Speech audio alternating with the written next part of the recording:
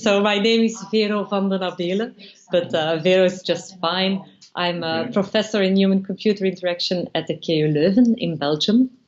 And I've been active in the HCI field for, well, I guess 15 years now, or maybe longer.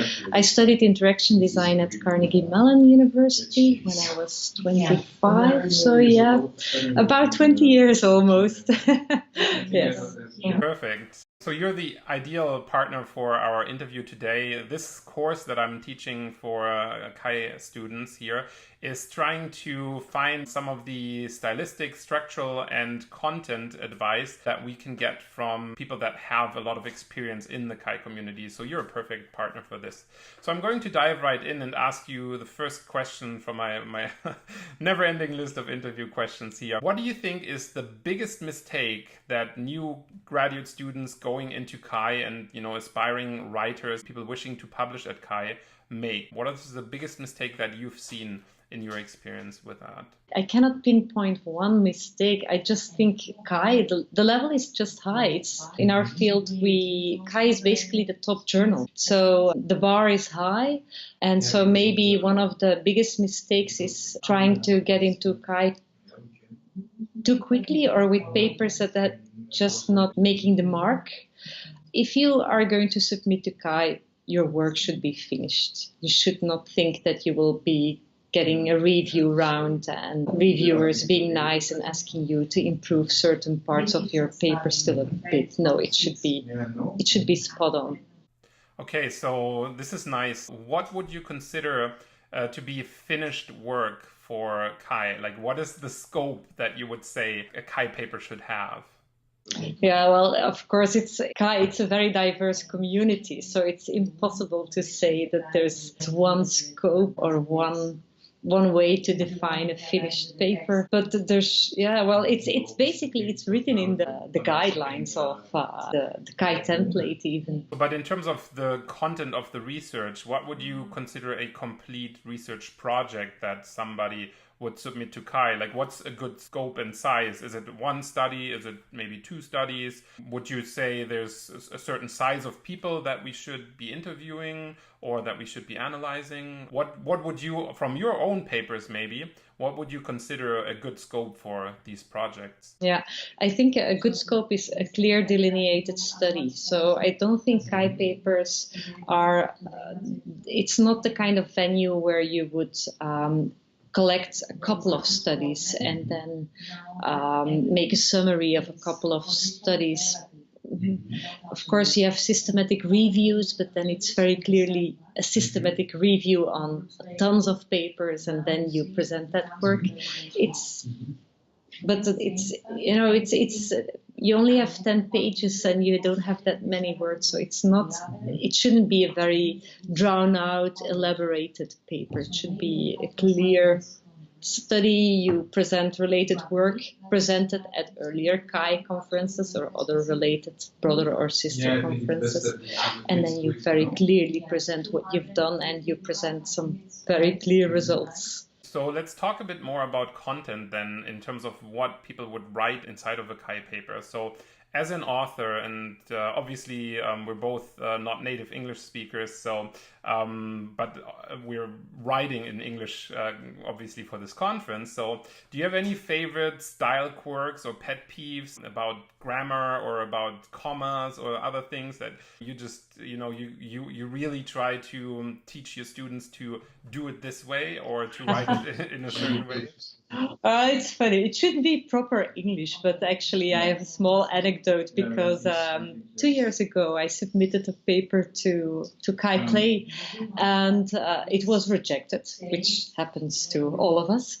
But one of the comments was that it should have been proofread by a native English speaker. Now, at that time, my co-author I had one co-author from England who studied at Oxford University, and I had one co-author who had been working in the USA for 5 years. So it was very ironic that that paper actually got the comment that clearly it was written by non-native speakers, because it wasn't.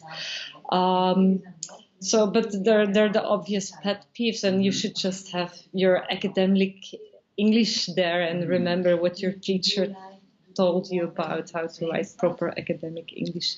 But I think actually that's the easy part, the proper academic English. That's not the hardest part about getting into CHI.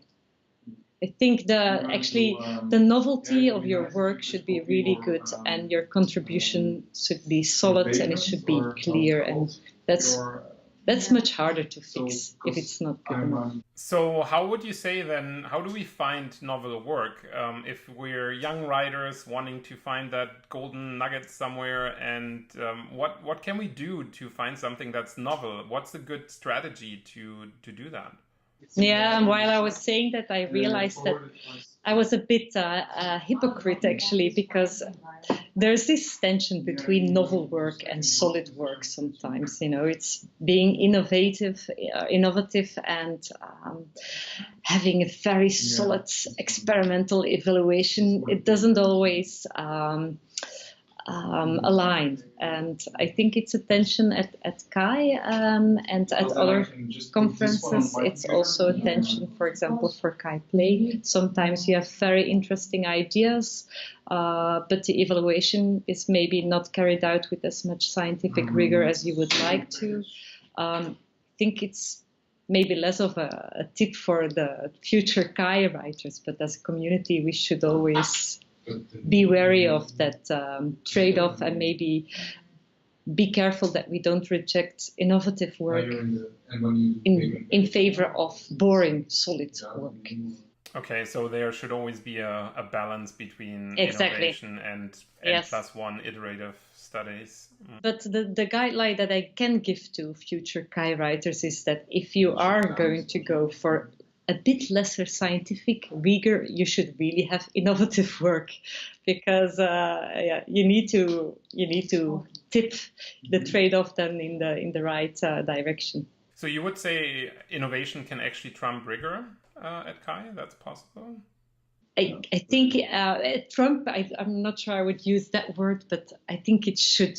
And well, you have, of course, the alt.CHI, and so we try to make room for that at CHI. Yeah. Mm-hmm. Yes. And, if it's truly innovative work, yes, I think so. But then, of course, you have to be very clear about why this is truly innovative. So let's talk a little bit more about, now we talked a little bit about the big picture and the structure, but I do want to talk a little bit more about writing style. And you said it's not that important, but I do actually think there are some things that we can tell people that are, first-time writers, that they should absolutely avoid in research writing. Like, there's things that you just don't do, right?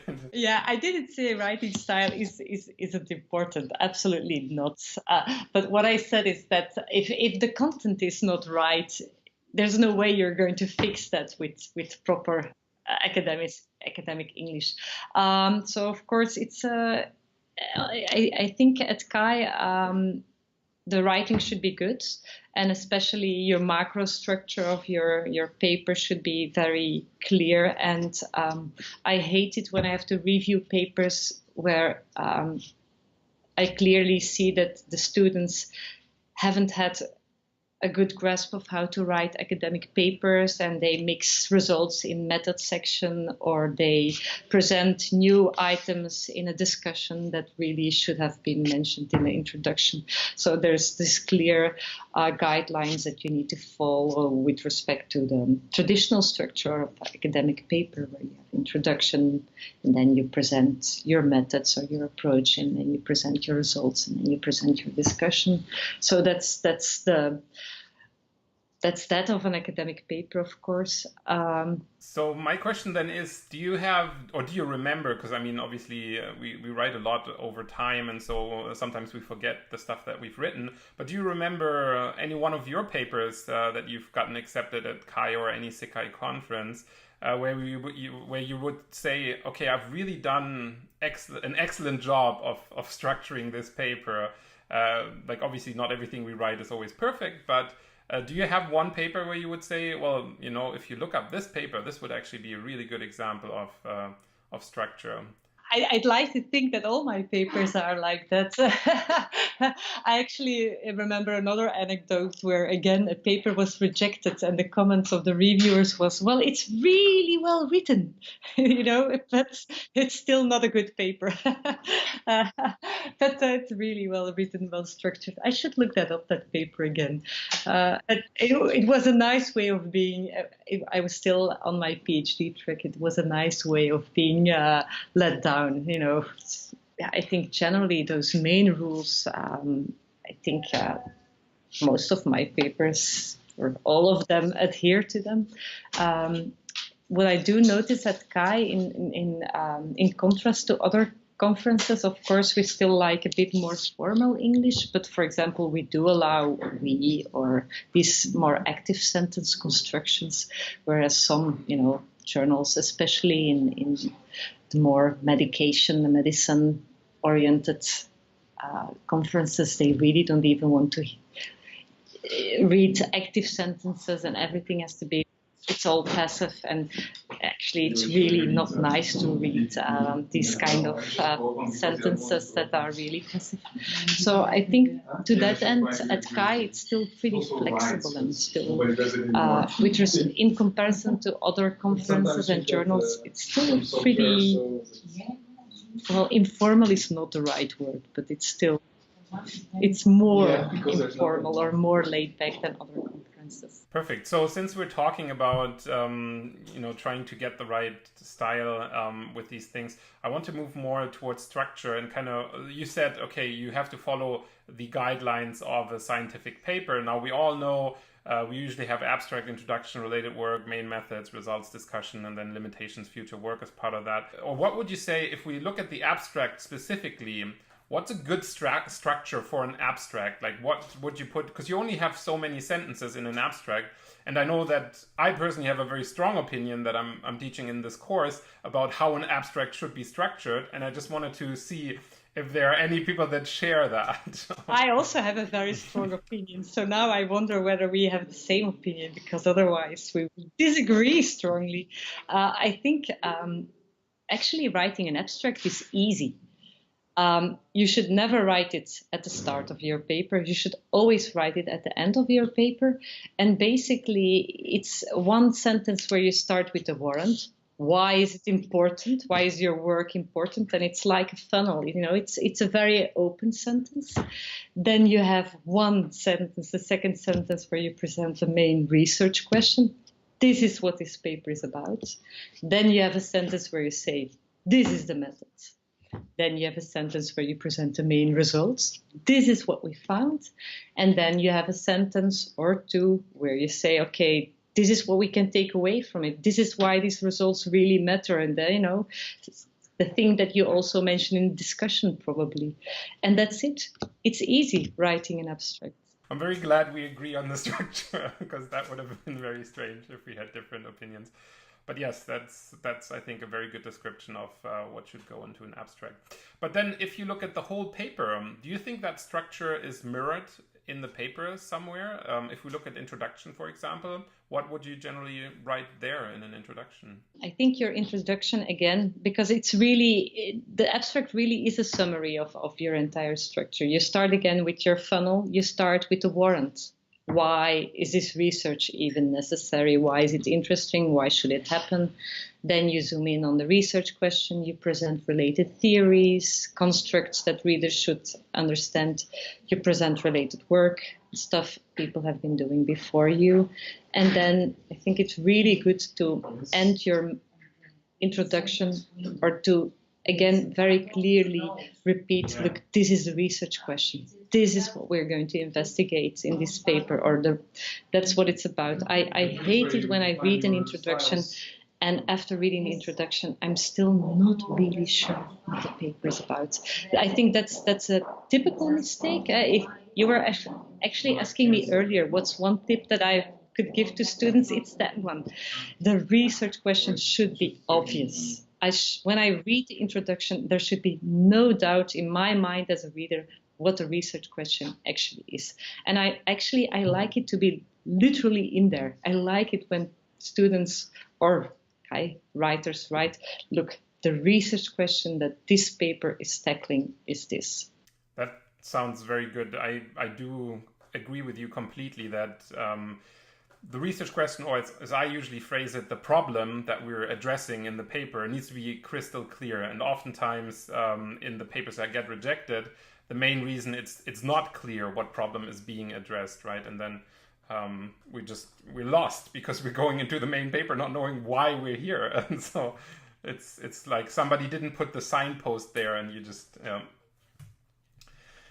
okay. So I guess we've with that already established that abstract and introduction are kind of really important for a paper because they kind of show what the paper's about and what we should do. Now, if you look at the following sections, related work, main methods, results, discussion, which of these other sections do you think is next in line in terms of importance here that we should really focus on when we're writing?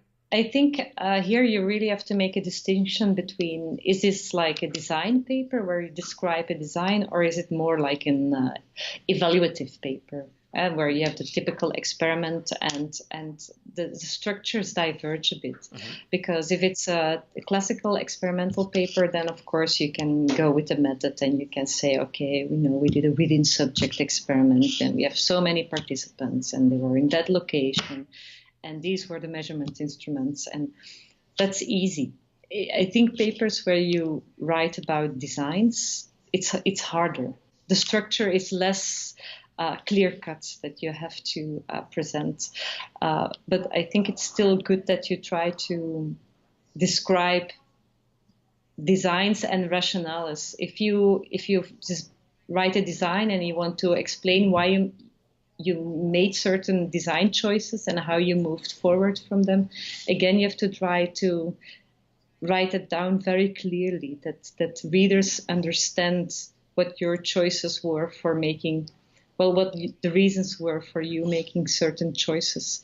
But it's definitely, I think, a harder type of paper. And the kind of papers that I find currently have a lesser place at CHI. I'm not saying I am arguing that I think they should not be at CHI. I'm not sure CHI is the venue for that type of cultural studies papers, honestly. I think there are other conferences for these types of papers. Should we say this to CHI, to students? Opinions, right? Like, it's just an opinion, and anyone's entitled to have a view on CHI. I believe some of the other people that I'm interviewing have very strong opinions. So yeah, it reminds me of a presentation at CHI that I saw by Paul Dorish about the implications for design. And so he's an anthropologist, and he was very upset about CHI reviewers always arguing that these kinds of anthropological studies or ethnographic studies or ethnographically inspired studies, because in CHI it's never proper ethnography anyhow, because we're never going to live 2 years with a certain ethnic tribe. But he hated the fact that there should always be implications for design, because if you start with that idea, then your ethnographic study is flawed from the very first start. Find that an interesting argument, and at the same time, I do think there needs to be a relevance for a design community. So maybe there should not be a paragraph saying implications for design, but there should be clear relevance for a CHI community in these kinds of cultural studies papers, or because otherwise might be hard to get accepted. I think this brings us to a very important point when you're writing a CHI paper. Basically, when you're writing anything, I would say you always have to write for the audience, right? So knowing your audience, what would you say in terms of committees are the committees that lean more towards a very standard evaluative approach where you do your standard evaluation? And what committees would you say are more on the design side? I mean, obviously we have a design committee. And again, this is just pure opinion. I'm not saying that this is something that any one of us actually understands. But what do you think from your own experiences? What subcommittees are more classical studies and what subcommittees are more design and systems? I should draw the list of all the subcommittees because I don't know all of them by heart. But what is the subcommittee where you submit your FITS law studies to? Is that the user input, the input technology studies? I think it's interactive technologies, but let me just look up the committees here. This year, anyways, we have the subcommittees: user experience and usability, specific application areas, interaction beyond the individual, games and play, privacy, security and visualization, health, accessibility and aging, design, interaction techniques, devices and modalities. That would be the one for FITS law studies. Understanding people theory, concepts and methods, and engineering interactive systems and technology. That might also be FITS law studies. I'm not sure it resides with committees. I don't know, because the interactive technologies, you can also be very innovative and just present your design. I'm not sure certain subcommittees are more conducive than others. Of course, the alt.CHI, that's going to be more open. So so you've mentioned alt.CHI a couple of times. So let's actually ask you about this, because I've heard lots of different opinions about alt.CHI. What is your opinion on alt.CHI? Is it really a CHI paper? Should we consider it a CHI paper, or is it, as some people say, sort of not a real CHI paper because of a slightly different review process? What's your opinion about this? What is art? Well, art is what you can see in the museum. So I'm thinking, what is a CHI paper? Well, it's a paper that's presented at CHI. So in that respect, I would say alt.CHI is a CHI paper as well. So I think it is a CHI paper. Yes. And I think, and I will repeat it because I've already hinted at this, I think as CHI community, we have to be sure that we remain open to these kinds of papers. And maybe it's a bit of a pity that we had to create a separate venue for these types of papers where we are recognized as reviewers that there's valuable material in there, but at the same time we're saying, well, it cannot go in the traditional venue. What does it tell about us that we need a separate subcommittee or venue for that? I don't know. Mm-hmm. Okay, so let's now take at the end of this interview, take a bit of a more personal angle. I would like to ask you some questions about your writing process in general for CHI papers, because all of us have our different quirks about this. So what technology do you use for writing your papers? Are there any programs or operating systems that you prefer? Are there any little helper programs, Thesaurus Dictionary, something like that? What do you use? I hate co-writing with people that don't use a reference manager. I'm at a point where I think I'm going to refuse if people don't want to use a reference manager. I myself use Zotero, which I find very nice. I know there are other tools too that are also free. So the argument that it's too expensive is really not an argument because it's free. So that's very important. I have written a couple of papers in LaTeX with engineering people that are very strong about not using words. I hate LaTeX, yes. I think when you co-write papers, it's not a good tool because I really use the reviewing and commenting a lot, and I think you need it. You need a lot of iterations. You need to be able to, in a very flexible way, to review and comment, and LaTeX is not good for that. I think we just have to be blunt and open and clear. Lately, I've co-written a couple of papers in Google Docs, and actually with a new annotation system and the suggesting option that actually works quite well, to my surprise. What about the format, though? Do you then at the end just copy it over into Word? Yes, exactly. Yeah, and the reference stuff is still a bit of an issue. So at this moment, honestly, and I'm by training, I'm a designer, so I'm really not too keen on Word when I have to lay out material. But I think for reviewing and working collaboratively and, having these add-ons for reference managers, I think it works quite well.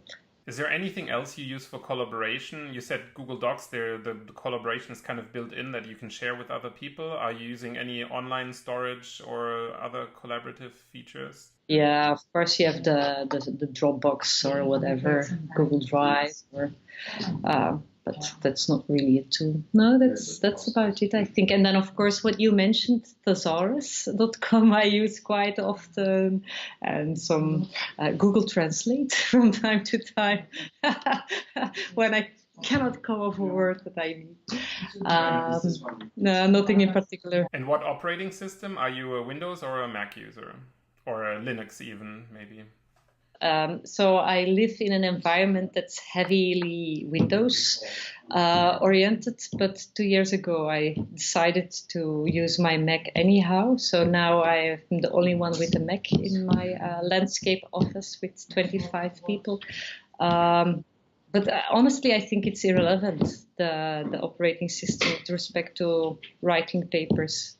Let's again, now that we talked about tools, let's talk about some of your favorites. Are there any people, CHI researchers, CHI writers that you admire for their writing? Is there anyone that you have a little bit of an academic crush on that you say, man, if I could only write like that, it would be so great? Yeah. Well, I already mentioned him, Paul Dorsch. I think he's an amazing writer. And actually from the CHI Play community or CHI community, I also think Rilla Khaled is also an amazing writer. So yeah, these would be my academic crushes. Great, thank you so much. An environment without kids. Yeah. A coffee shop, that would be nice. Yeah. Basically a desk where you can work and for a longer period without disturbance from the outside world. Do you seek out those places during the CHI writing phase? Do you actively go to coffee shops and like quiet spots? Yeah, it's necessary. As students, for example, I have a library across the street. And as I already mentioned, I actually work in a landscape office, which is horrible. So yeah, I might go to the library or a quiet spot. Yeah.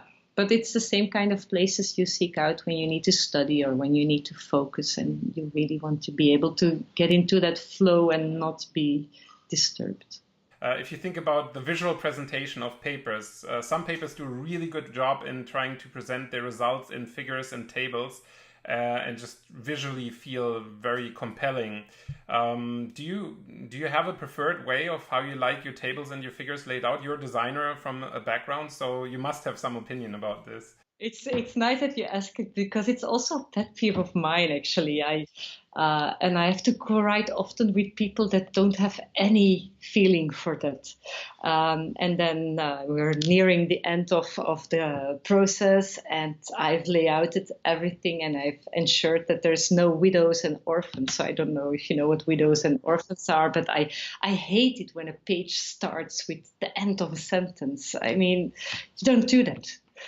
But then you see someone else completely ignoring that and messing up your layout. So no, I think it's important that there's an attractive visual presentation. But of course, there's also the reality that we all try to fit in as much text on these 10 pages. So sometimes you have to give in a bit.